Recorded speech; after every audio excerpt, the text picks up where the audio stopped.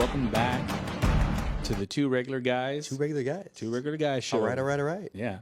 I'm your host, Andrew Ramon, with my guest always beside me, co-host, Matthew Cavanaugh. What up? Yeah, so We got some new equipment, y'all. got some new equipment. You notice the headphones if you're watching. Very sleek, very sexy. Yeah, and we got a Rode Podcaster. Shout out again to Social Plug, Johnny Man, and always hooking it up. J-Rock with the recommendation. Yeah.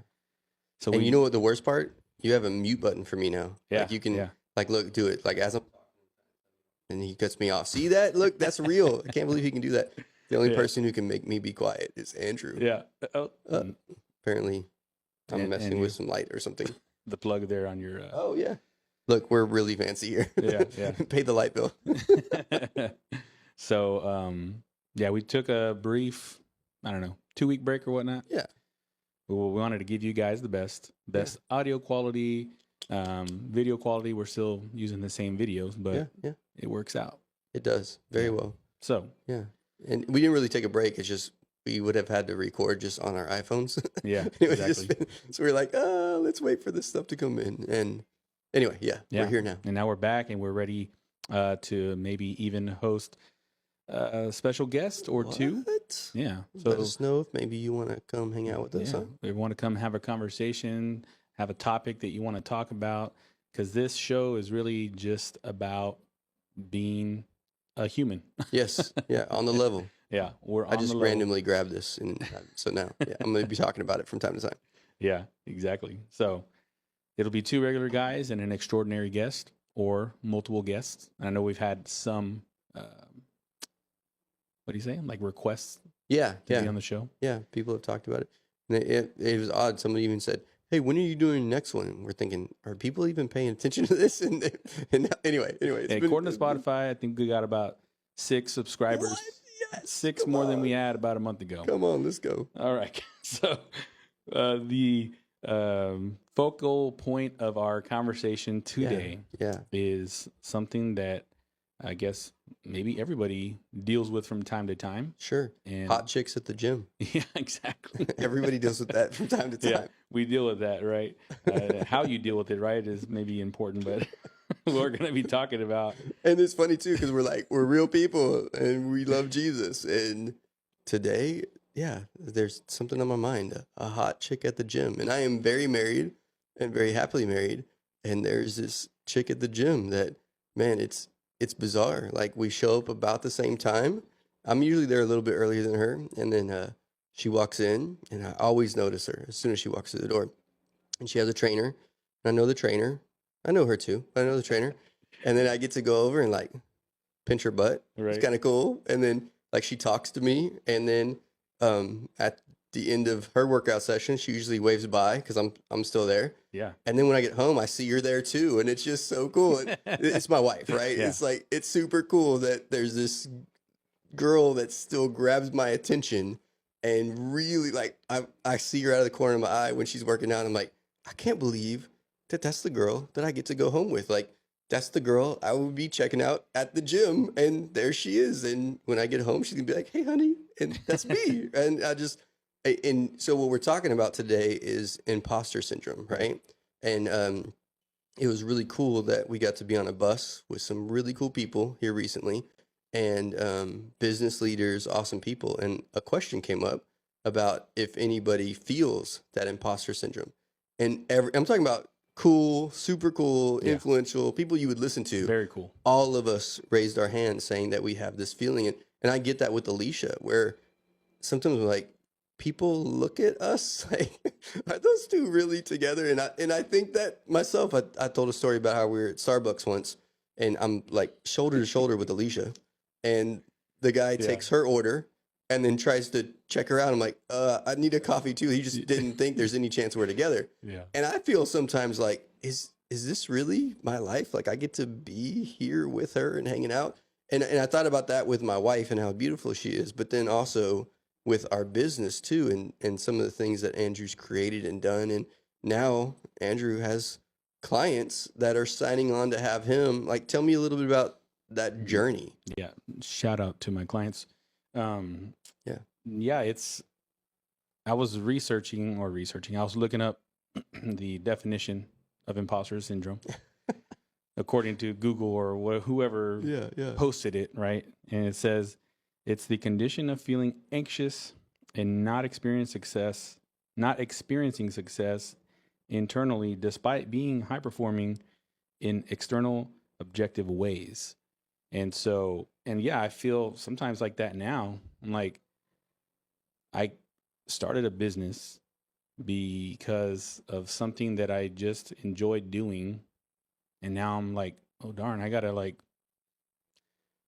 buckle down and, run this business. Yeah. But to the outside world, outside of my own mind, right? The battlefield in my mind, it seems like how Michael Jordan would play basketball. Sure. It's so easy. It's so smooth, right? And don't get me wrong. Like, it's not as complicated or difficult as it was 9 years ago when I first started messing around with any kind of marketing. Same, I'm sure, with what you do in the mortgage world, right? 15, 16 years ago, Matt, compared to Matt now, 2024 Matt, I mean, Matt now he could be teaching loan officers how to do loans. Not that he wants to, but he could. Not that he wants to or would take a project like that. No, and I will agree with that statement for sure, that it's the experience of it. And I say this all the time. It's about what I've already messed up enough to know don't do that again. And I've just come across the things. And a really, really smart guy said to me, like my first week really in mortgages, he was saying that I haven't made enough people mad enough to even understand what I'm doing yet. And I would say that that's true maybe in all industries, that you've got to be through enough of it to where you've messed up and still rose to the occasion to try it again, and messed up and tried again, and just don't keep making those same dumb mistakes.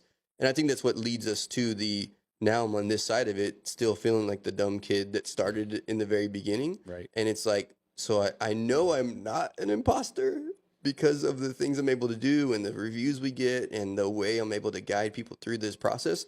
But I still feel like that dumb kid from 2008 who doesn't even understand how to spell mortgage. Yeah. Anyway. Yeah. So yeah, I'm the self-proclaimed, in my own mind, king of analogies, right? I always like to use sports ones, but you were talking right now, like, made enough mistakes. It's like you have to crack 1,000 eggs to be a great baker, right? There you go. Like, you gotta be willing to spill a few ingredients for sure from time to time. But getting to that, like where I'm at, in my current business in partnership with the Kavanaugh crew. I don't know. A note I wrote down was ways to fix it, or ways to help you with your imposter syndrome. And one of the things here is positive self-talk. Sure. Which is like, and we relay a lot of things back to our faith, right? Absolutely. And I, in the church, or Pastor G, or any other pastor that we've heard a message from, I heard them say, if you are saying a prayer for someone or for a group, like, you're not only saying it for them, you're saying it for yourself. For yourself too. So that's where, like, I relay that back to positive self-talk. Like, okay, I am healthy. I am not, I'm not even going to give life to the negative word. Sure. The opposite of healthy, right? I'm not going to give life to it. So just in my business, I am successful. I am organized. Declarations are really is what it is, right? Yeah, and in declarations for sure, but it's also, you can find yourself feeling like an imposter saying the declarations to yourself, and eventually I think you live it out. So Andrew is a great example of this. I'm looking up on his wall right now, and we gave him an award one year for what does it say? Read it. It says, worst at finding bad things about himself. Yeah. So Andrew, he doesn't just, like, it's not imposter syndrome for him. Like, he really has that positive, encouraging way of living life every single day. And we feed on that here. And I'm a pretty positive dude myself, right? Oh yeah. But it doesn't stop you from those moments, but you've got to overcome those moments of, am I enough? Have I done enough? Can I be enough? Oh, we just had a special guest walk through. That's the hot chick from the gym, y'all. Anyway, and so like it's good to say it every day to yourself, even when you're feeling like an imposter, because at the end of this road, we are really the successes that we found. Like, even though I have those brief moments of saying, I can't believe this is me, like, I don't cower from them. I live it out fully. This weekend, it was an amazing time. The hot chick from the gym bought me some tickets to a pickleball tournament in Austin, and it was the VIP section, right? And there weren't a whole lot of VIPs there, and so the players got to come sit with us, and there was a special lounge we got to be at, and there were moments where I'm like, how did I get to sit here with these people in these sections? And there's like owners of giant companies, and like it's a really cool place to be. And Matt Kavanaugh is in one of these seats, staying with some good friends that it's such a cool life. And so while I do take those instances to go imposter syndrome, like I live it all the way out. So I'm talking to everybody in the VIP room. I'm chit-chatting with the players. Like, I like being in those moments that I shouldn't be comfortable here because I know where I came from. I know what I deserve. But I also have the message of love, which is Jesus Christ, to show people, and not, I don't go, hey, do you know Jesus? I show them the love of Jesus with, man, I love your shoes. Or, wow, did you see that alcohol? Like, there's just such easy ways to show people that you're also a human and you're also just trying to get through this thing called life. And just showing a little bit of love is, I think, exactly how Jesus would have handled those rooms and those conversations. And he for sure was not an imposter. So the best thing I can do is try to walk out the closest walk I can with who Jesus was. Yeah. Yeah, definitely. It's being an imposter. I don't know. Like you said about me earlier, and most every single day of my life, I live in a positive way. Yeah. I even give the advice to other people, especially at the gym. Mm-hmm. People like to confide, right? Like we're in a prayer circle that we pray at the gym, and so maybe off of the prayer circle, I'm almost like a wise counselor, right? For sure. I don't know. I'm not calling myself that, but the advice I love to give people is you can have a bad moment, but don't let you have a bad day. Yeah, I like that. There's no point. Like, stub my toe, you're gonna let it ruin the next 20 hours of your day? No. Sure. Or I didn't get the promotion I wanted, or that house that I was trying to buy got sold because something out of my control. Sure. Okay, like deal with that minute, and then have a positive day. Control the controllables, right? Like, exactly. Okay, that happened. I'm not denying that happened, but look at all the good things. And I love the fact that we talk about gratitude a lot, right? It comes back to, again, the girl at the gym, the hot chick at the gym. Like, I'm so grateful that I get to see her walk through the door, and I know that's my wife. Yeah. And I get to see her working out, and that's my wife. And I get to pinch her butt, and that's my wife. Now, all of those things, she's basically ignoring me. So I don't want y'all to think she's at the gym like, hi.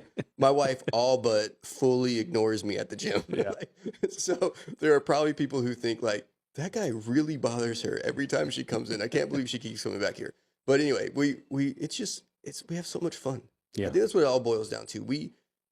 I would say as a group, Kavanaugh crew, right? Two normal guys, we make it a point to not get caught up in the downside of things. Right. And to live life loud and to be joyful. Joy is an inside job. Yeah. And I know who my Savior is, and I know ultimately where I'm going. And so what else? I mean, what is there to complain about? And even if you do complain, that's not going to do any good. Mm-hmm. I think another thing, not to bombard the conversation too much, but and this could be a little controversial, but Alicia and I've talked to some other people about it too. I think there are some healthy, normal, like relationship things that are shared on Facebook.